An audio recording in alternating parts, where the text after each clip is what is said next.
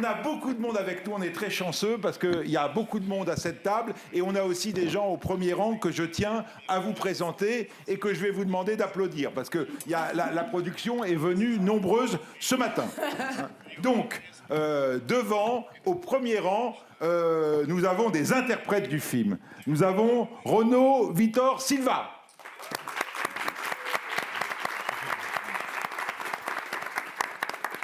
Nous avons Jean Albuquerque.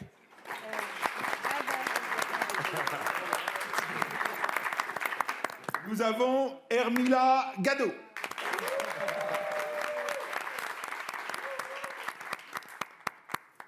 Alors, attendez, mon anti-sèche.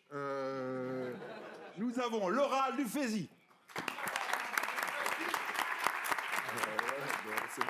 Nous avons Igor Arao. Ah, voilà, il est là. Italo Martins.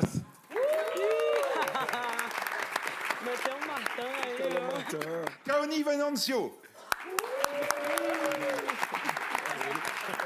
Voilà. Est-ce qu'il y en a ici que je n'ai pas nommé qui voudraient se lever, se présenter? J'ai tout le monde? Joalisson.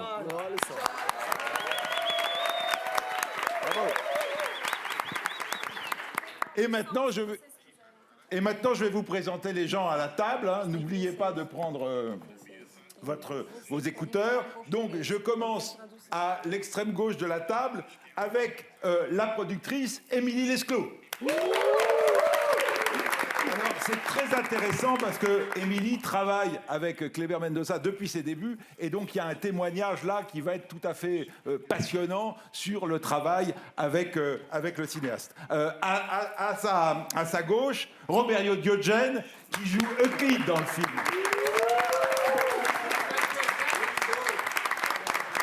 Et puis Alice Carvalho qui fait Fatima. Bon, à sa droite, je ne vous le présente pas, Wagner Moura. Alors, je vous le présente quand même, parce qu'on est là pour ça. Wagner Moura, c'est Pablo Escobar dans la fameuse série Narcos. C'est Troupe d'élite, où là, c'est le contraire d'Escobar, encore que, faut voir. Et puis, on l'a vu dans le film d'Alex Garland, Civil War. Au milieu de la table, comme il se doit, notre réalisateur, Kleber Mendonça Filho. C'est habitué de Cannes, c'est pas peu dire, c'est la 3e fois en compétition, après Aquarius et Baccarao, mais il y a 2 ans, on n'oublie pas qu'il était en séance spéciale avec un film très emblématique qui s'appelait Portrait fantôme.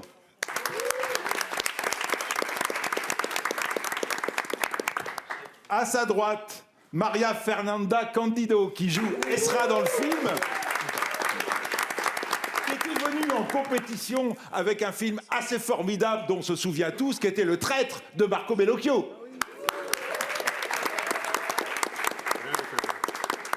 À sa droite, vous reconnaissez Gabriel Leone qui fait Bobby, là, qui était Bobby dans le film et qui était dans Ferrari de Michael Mann, notamment.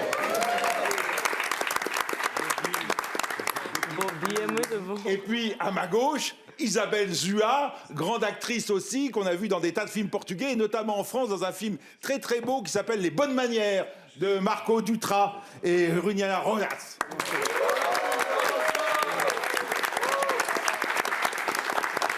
Donc, voyez, hein, ça fera du monde à qui vous pourrez poser des questions. Ça va être tout à fait captivant. Moi, je pose la première question. La question, elle est pour le réalisateur Kleber Mendonça Filho. Quand on voit le film, on est assez époustouflé par sa construction labyrinthique qui vient brasser énormément de choses sur la dictature, mais pas seulement, sur l'héritage. Est-ce que vous pourriez nous parler de la genèse de ce film? Comment vous avez construit presque cette cathédrale?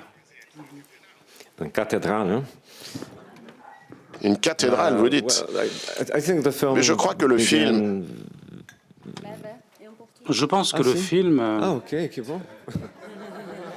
O filme começou como uma série de... Le film a commencé avec une série de notes toutes personnelles que j'ai rassemblé au long de plusieurs années et je voulais développer un projet d'analyse historique, un film d'époque, c'est ce que je voulais réaliser, un film historique qui puisse représenter tout le défi technique qui est celui de recréer une époque, pas seulement à partir d'archives, mais seulement à partir de souvenirs tout à fait personnels. En 1977, c'est la première année dont je me souviens. Je me souviens très clairement parce que j'avais 9 ans à l'époque, en 1977. Et pour toute une série de raisons familiales, c'était une année marquante pour moi, 77, 78. Et je crois que plus j'écrivais, plus j'entrais dans cet univers. Et pendant le processus d'écriture du scénario, on aurait dit que j'avais ouvert un portail et que j'étais immergé dans le passé du Brésil, de Recife, dans le Pernambouc. Et voilà la genèse de ce film. Une première question.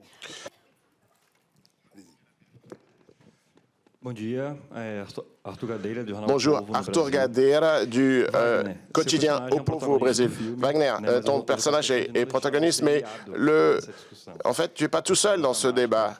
Il y a beaucoup de marge à tous les autres personnages, parce que c'est très beau, parce que ça reflète cette idée, justement, de communauté entre des personnes qui étaient dans une situation, des réfugiés qui étaient sous la dictature brésilienne. Donc j'aimerais que vous commentiez un petit peu là-dessus, vous, en tant qu'acteur, sur ce processus collectif de construction de ton personnage en communion avec les autres personnages du film. Bon, il y a plusieurs aspects, en fait. Je vais essayer de ne pas être trop long dans ma réponse, à commencer par la beauté de ce qu'est de travailler dans le cinéma, qui est un processus collectif. Ici, on a, quand j'ai la première de mon film à Berlin, il y avait 37 personnes de l'équipe pour assister à un autre film. Je crois que c'était incroyable. Là, c'était 74. C'était mon autre film, 114. Donc, ça montre non seulement l'amour que les gens ressentent pour le film, mais ce que vous avez dit, qu'il s'agit d'un construit. Le cinéma, par essence, c'est une construction collective. Pour notre film, ce groupe, qui s'appelle le groupe de réfugiés politiques dans cet appartement de Recife, est un noyau très beau. C'est un moment dystopique où on voit que des gens très différents s'unissent. Moi, je me suis rapproché de Kleber. Notre rapprochement a eu lieu moins pour l'art et plus pour des motifs politiques, à une époque où les Brésiliens ont traversé une période difficile avec des traits autoritaires et où l'université, la presse, les artistes ont été attaqués. Et nous sommes rassemblés à ce moment-là. Je pense qu'il se réfère à la période du gouvernement Bolsonaro. Pas sûr. Comment on peut s'aider les uns les autres? Comment on peut répondre à cette situation d'autoritarisme? Et ce qui est marrant dans le film, c'est que ces gens-là, et surtout le personnage, Marcelo... Moi, j'ai réalisé un film sur la dictature militaire, sur Marighella, un lieutenant qui a lutté qui a pris les armes contre la dictature militaire. Mais le personnage que je fais là-dessus, il veut juste vivre avec les valeurs qu'il représente. Et c'est terrible que dans des moments dystopiques, se tenir, essayer de s'agripper, de rester fidèle à ses valeurs de dignité, un caractère droit, et ça devient dangereux. C'est incroyable. On court, on est menacé de mort, on est menacé. Il y a une menace à ces valeurs, une menace qui vient du pouvoir. En ce sens du collectif, je crois que c'est ce qui est le plus beau de tout, non seulement à des époques dystopiques, mais également à des époques bonnes, heureuses. C'est dommage qu'on ait besoin de ce collectif dans les moments d'autoritarisme et dystopique.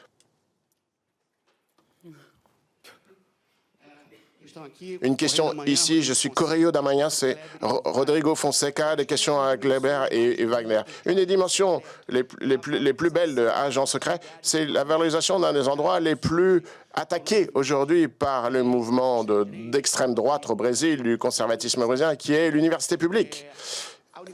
L'université publique, dans le film, joue un rôle d'avant-garde, tourné vers le futur. J'aimerais que vous en parliez un petit peu sur justement cette focus que vous donnez à l'université publique au Brésil.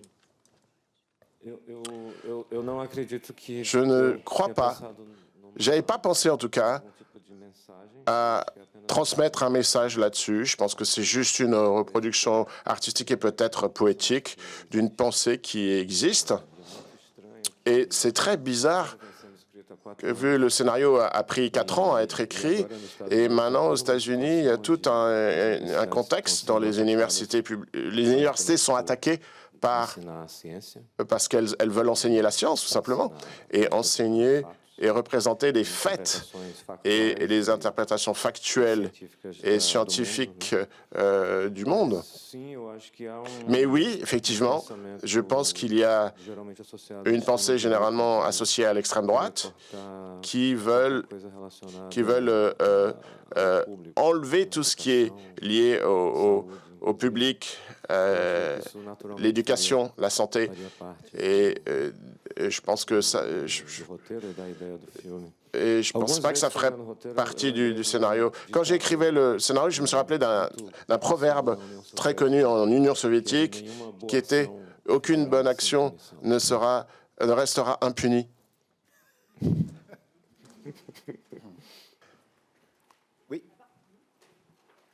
Bonjour, Gabriel Amora, journal L'Optimiste du CRA.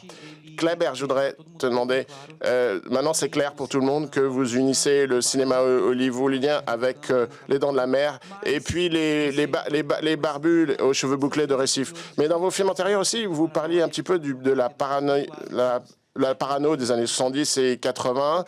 Et j'aimerais savoir pourquoi ce thème de la parano est aussi central. Et Alice Carvalho, j'aurais commenté la scène très marquante que vous avez dans le film. Vous étiez exactement... Est-ce que vous avez improvisé ou est-ce que vous avez suivi le texte exactement que Kleber avait écrit? Bom, eu não sei, eu acho que a paranoia, o medo, la paranoïa, en fait, c'est la tension, la peur sont des thèmes très cinématographiques. Ils passent bien à la photographie. On peut vivre une vie tranquille, en paix, et même la société autour de vous est tendue. Je pense que ces éléments sont tout à fait naturels dans un récit. Le petit chaperon rouge s'est tendu. Donc, je crois que quand vous vivez... Je crois que Les Bruits de Récif est un de mes films qui est tendu. Il est contemporain. Mais là, j'écris un film qui se passe dans les années 70 où les choses étaient vraiment tout inversées. Et je pensais que la tension qui règne dans le film est naturelle, vu le contexte de l'histoire. Et le personnage de Wagner est tout à fait conscient.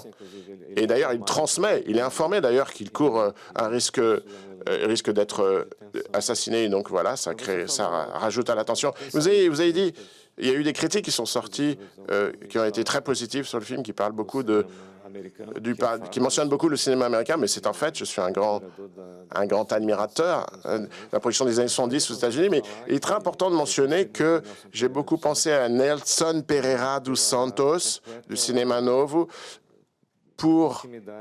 vu l'intimité qu'il montre à l'écran. J'ai pensé à Lucy Flavie, qui est dans l'introduction du film de Hector Babenco. J'ai pensé à Odensky. Donc, c'est très complexe de parler de référence, parce que quelquefois, un type de référence est plus évident, mais il y a aussi beaucoup de choses dans le sous-texte, dans le cœur du film, dans le souterrain du film. Ben oui, il y en a. Il y a une photo d'Iracema au début du film, l'esclave Iracema. Je crois qu'on a commencé en étant très fidèle au texte, moi en tout cas. On a eu un jour pour filmer cette scène, un jour entier. Donc il y a eu une énergie qui a bien circulé entre nous deux et avec les collègues qui sont dans cette scène. Mais on a commencé à improviser aussi, je crois pas, peut-être 10 fois, 10 prises complètement différentes différentes l'une de l'autre.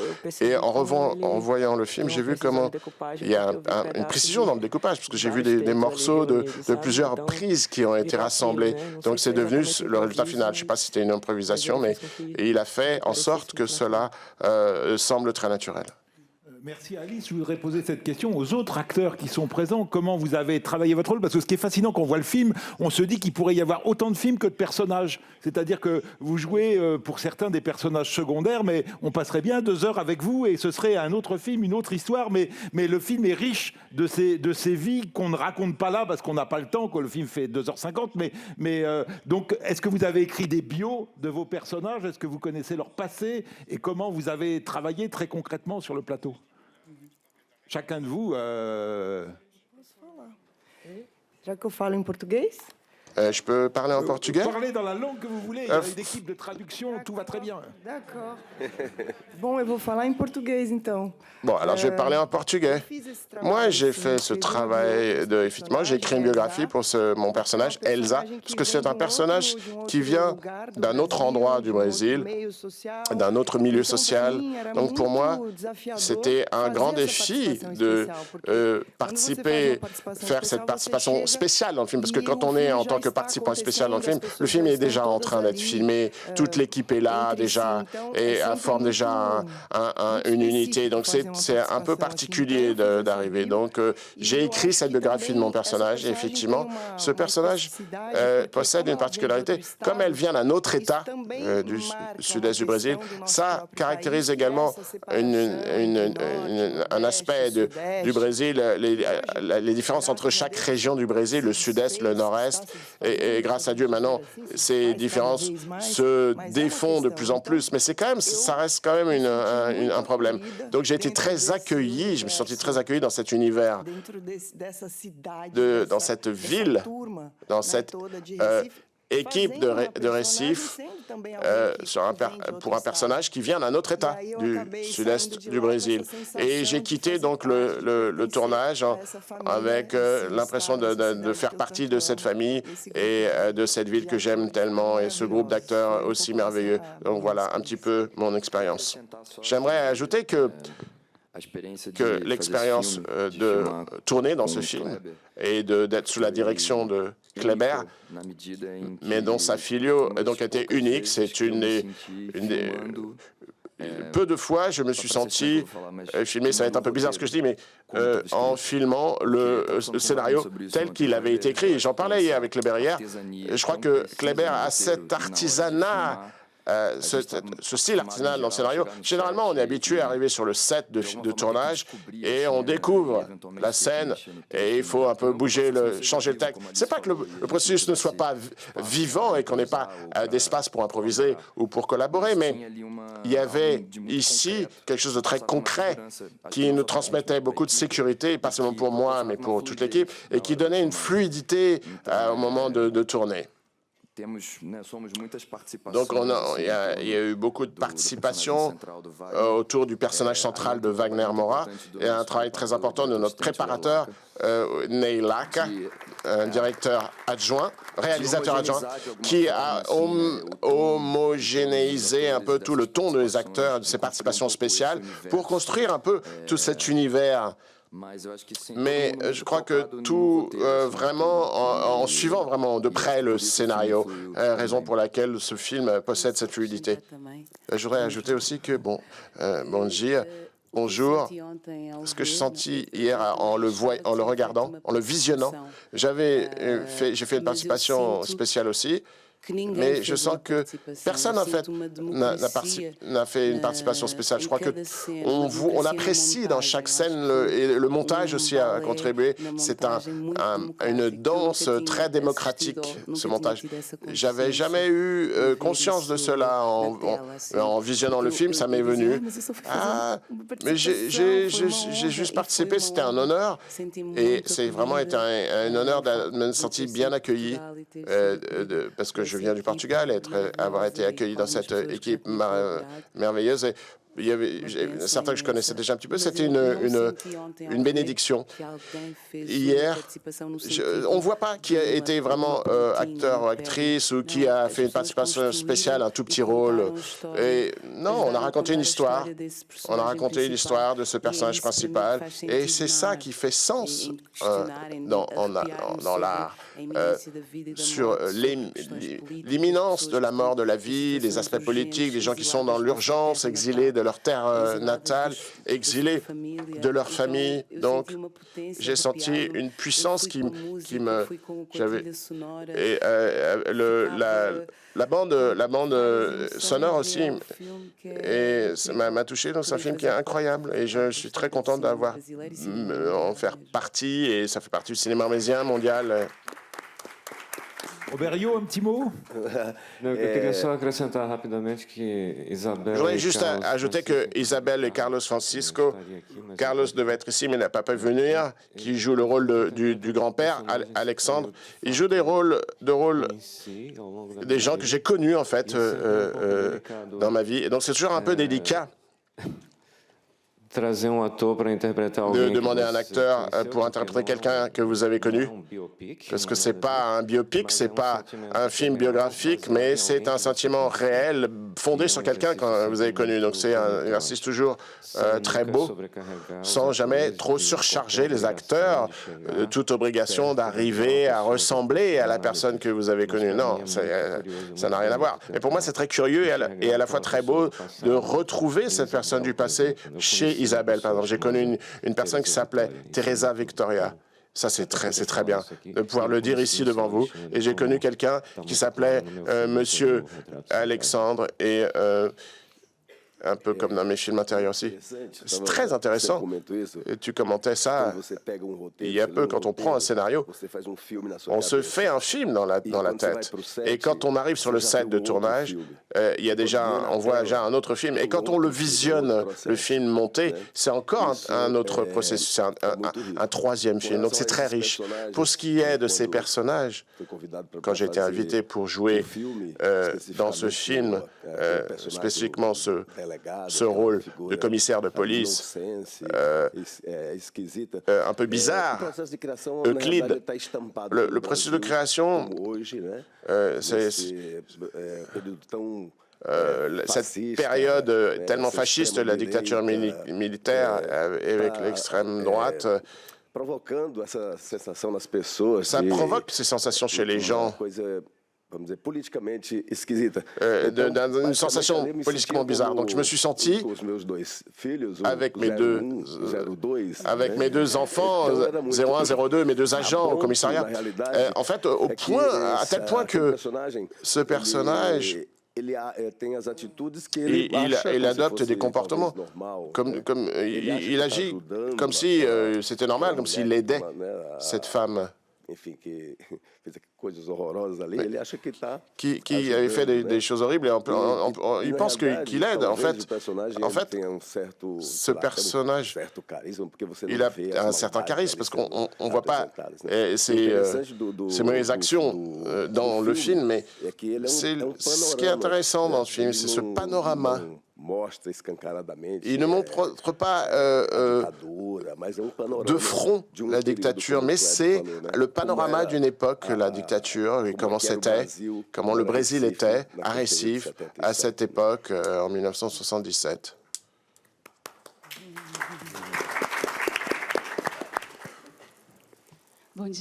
Bonjour, Erika Breu de Rede TV au Brésil. Ma question est adressée à Wagner Moura.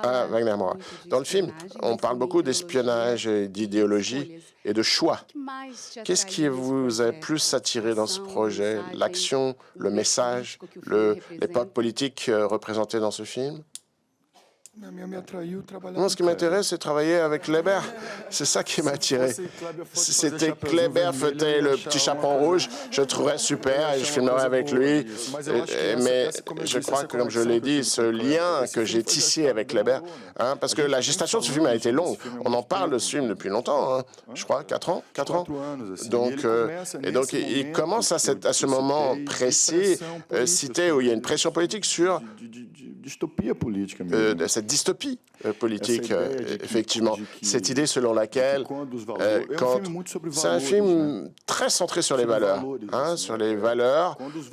Quand les valeurs qui viennent d'en haut sont tordues et où la majorité des personnes sont synchronisées alignées avec ces valeurs, c'est très compliqué d'être ce que vous êtes et de rester fidèle à ce que vous êtes. Je l'ai dit au début. Donc, vous voyez, il y a des sociétés et des pays, et Brésil, il est passé pas loin, où être gay, être noir, être d'un peuple indigène, c'est un risque pour votre vie, tout simplement. Donc ça finit par être un peu politiquement parlant. C'était des sujets dont nous voulions parler, mais mon intérêt principal dans ce film, ça a été c'est le sujet qui est à côté de moi, à ma droite. Si je devais faire le long métrage 33 tours vers un des films antérieurs de Kleber Mendonça Filho, je le ferais. Vinil Verde. Gabriela Bravo de Culture et Arts Chili. Je voulais vous poser la question à M. Mendonça Filho. On a vu que l'année dernière, le film Ainda Estou Aqui, et il y a eu beaucoup de succès parce qu'il fait la récupération de la mémoire d'un pays à travers l'histoire d'une famille. Votre film parle aussi de la récupération de la mémoire d'une famille aussi. D'une autre façon, moi, je voudrais savoir quelle est l'importance pour vous de la récupération et la préservation de la mémoire dans un pays. Merci.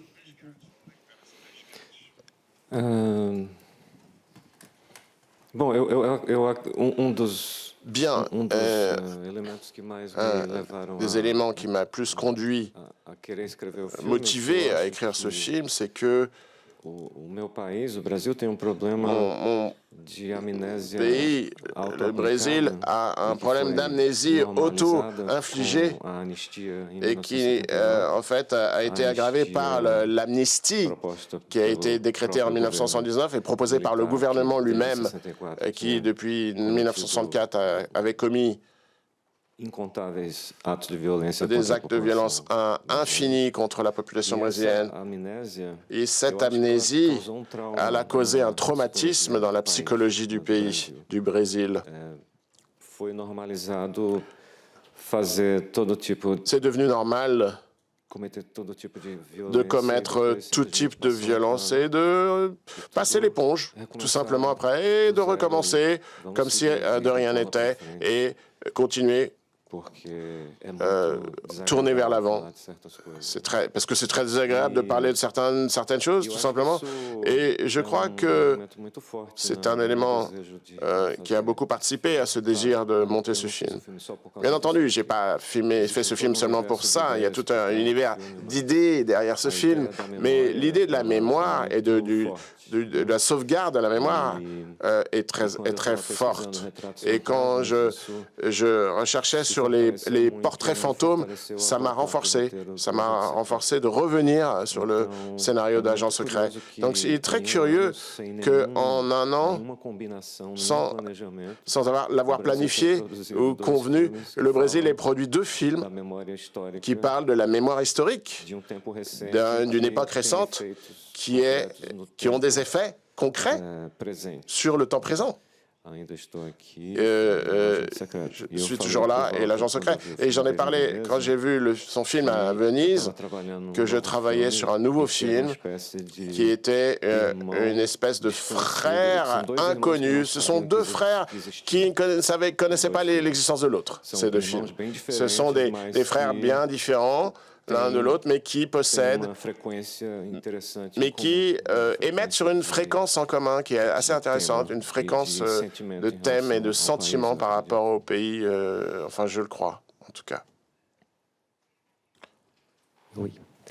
Bruno Guedes, de la revue Cult. Kléber, je veux savoir, on est dans une année très spéciale pour le cinéma brésilien, n'est-ce pas? On a remporté l'Oscar de meilleur film étranger, on a remporté un grand prix du jury au Festival de Berlin, et maintenant, vous avez des chances de remporter un prix ici. Je voudrais que vous parliez un petit peu de cette phase du cinéma brésilien. Comment sommes-nous arrivés, comment avons pu arriver à ce point?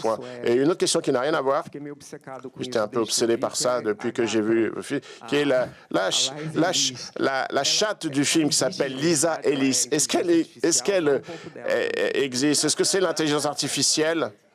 Não tem inteligência Non, il n'y a artificial. pas d'intelligence artificielle dans ce film. Lisa Ellis. Não, a gata... Non, la chatte. É spoiler, pessoal, ok? Ah, mais je vais raconter un moment du film. Non, il n'y a pas de chat dans le film. Moi, je suis dans le film, moi. Ah, parce qu'elle a fait un jeu de mots, parce que gata en portugais, ça veut aussi dire très jolie femme. Donc, il y a des très jolies femmes dans le film, c'est ce qu'elle a voulu dire. É bom lembrar que Il faut rappeler qu'avant la pandémie, momento muito forte. Avant la pandémie, on traversait une période très forte. Le Festival de Berlin, il y avait plus de 15 films et des courts-métrages aussi.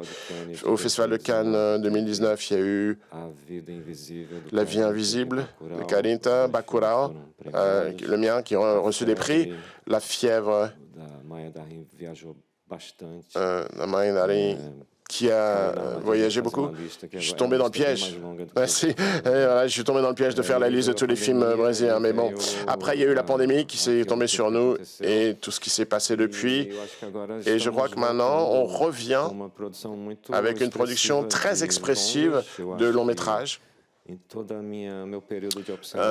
Pendant toute ma période d'observation du cinéma brésilien, j'ai jamais vu un cinéma aussi divers, dans des endroits où on filmait pas, au Brésil notamment aussi, par des réalisateurs et des réalisatrices qui n'avaient jamais filmé, qui maintenant ont la chance, l'opportunité de le faire. Et cela génère un autre problème, qui est qu'il faut qu'on s'occupe de notre distribution et de notre exploitation des films.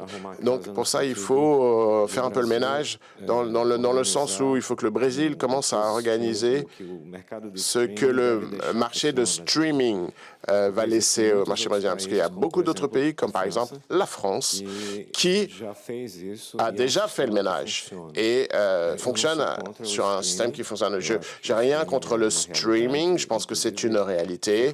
Et je suis très content d'ailleurs de savoir que ce film, après de son exploitation en salle, après d'avoir circulé tout le cycle de la chronologie des médias, sera vu en streaming.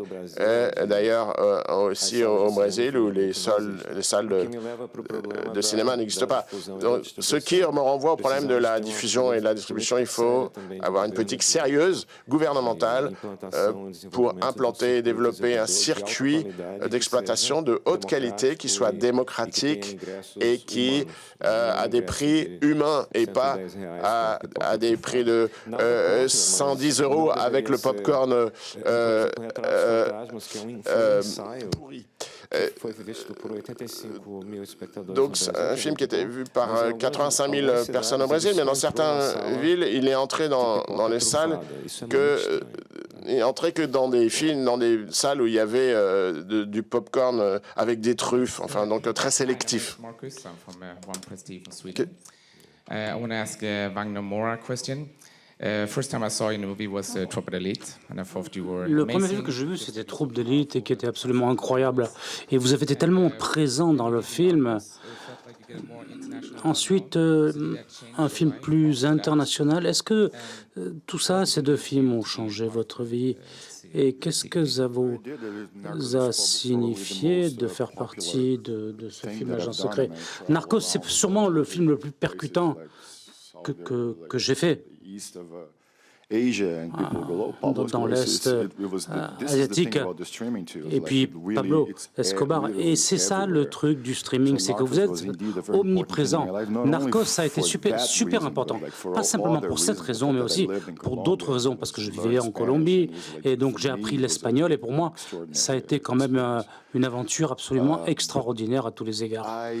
Mais j'avais vraiment besoin de revenir au Brésil et de faire quelque chose, de tourner en portugais.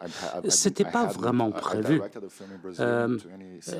J'avais réalisé d'ailleurs un film au Brésil, mais en tant qu'acteur, je n'avais plus travaillé au Brésil depuis 2012, je crois, donc incroyable quand même. Et donc après tout ce temps, je me suis dit, bon, il faut que j'y revienne. Narcos, quand même, ça a duré 3 ans.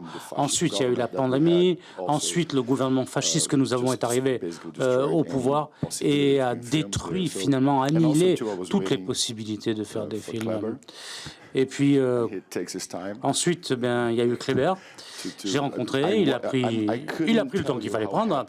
Et je ne peux pas vous dire à quel point je suis heureux d'avoir tourné ce film. Ça fait 10 ans que je n'avais pas tourné un film dans lequel je parle portugais pour ce film brésilien. Il n'y a pas plus brésilien que ce film.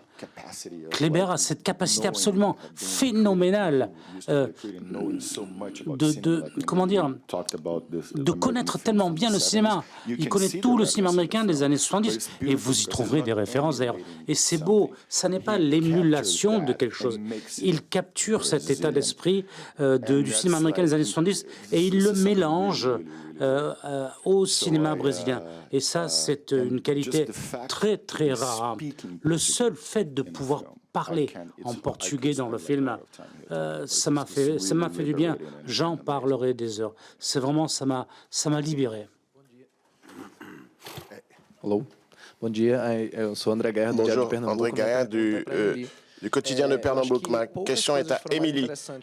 Peu de choses sont... le tournage de Agent secret à Recife a été la chose la plus intéressante qui s'est passée à Recife ces derniers temps. Pas seulement parce qu'on aime bien devenir le décor d'un film, mais surtout parce que ce film, parce que c'est une reconstruction historique, voir des vieilles voitures, les yeux de tous les gens de Recife ont brillé. Est-ce que vous avez senti ça lors du tournage de 3 mois et les défis qui ont surgi pendant ce processus avec cette distribution aussi variée et tous les restaurants de Recife, n'est-ce pas? Oui, merveilleux, tous ces restaurants, merveilleux. Et une super bonne vie nocturne. Non, ça a été quelque chose d'incroyable. Je crois qu'on a été très heureux. On a eu beaucoup de chance de pouvoir compter sur la collaboration en trouvant les lieux de tournage. On a compté beaucoup sur l'appui des institutions au Pernambouc à Recife. Et on a filmé aussi à l'université publique, qui donc est dans plusieurs immeubles publics, ce qui a facilité les choses.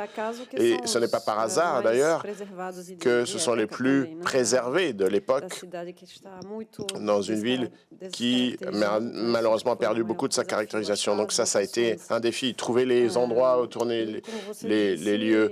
Et comme vous l'avez dit, arrêter toute la ville pour des scènes très complexes. Et on a eu obligé de boucler tout le centre de Recife et placer... Je crois que personne n'avait vu ça auparavant. Et ça a été un événement et qui a été très bien accueilli d'ailleurs par la population et tout le monde y a pris part, voilà, voulait être figurant dans le film. Donc ça a été tout à fait spécial malgré les défis de la production, mais ça a été le film le plus complexe qu'on ait tourné. Le plus difficile, mais un processus également qui a été le plus heureux du début jusqu'à la fin. Tout à fait spécial. En fait, pour la figuration, c'est un aspect qui a attiré mon attention, parce que tout d'un coup, on arrivait avec la figuration, et il y avait Fred 04 qui était figurant. Non, j'ai fait Lula Queiroz, des gens qui étaient un peu connus au Brésil, mais qu'est-ce que tu fais là? Tu vas être figurant? Ouais, mais je suis venu faire pourrais être figurant sur ce film? Ouais, super. D'où les amis de Kleber, habillés à la mode des années 70. Moi, je suis de Fortaleza, du Ceará, d'un autre État du Nord-Est. J'ai habité 2 mois à Recife, c'est une ville que je ne connais pas en profondeur. Et j'ai été passionné, je suis tombé amoureux de la ville. Et j'ai pu sentir que une ville, j'ai senti la tendresse qu'il ressentait vis-à-vis de Kleber, les attentes des gens. Ça m'a donné l'impression que vraiment tout le monde dans la ville avait hâte de voir le résultat. Je pense que cette première à Recife va être historique, hein? Ce sera le mot de la fin. On sent que ce bouillonnement qu'il y a là, il rejoint le bouillonnement du film. C'est un plaisir. Hier, il y a eu 13 minutes d'applaudissements, je crois, après la projection officielle, qui est un record dans cette quinzaine. Et donc, merci à tous pour cette conférence de presse très vivante. Et on souhaite très bonne chance au film. Muito obrigado. Merci à tous.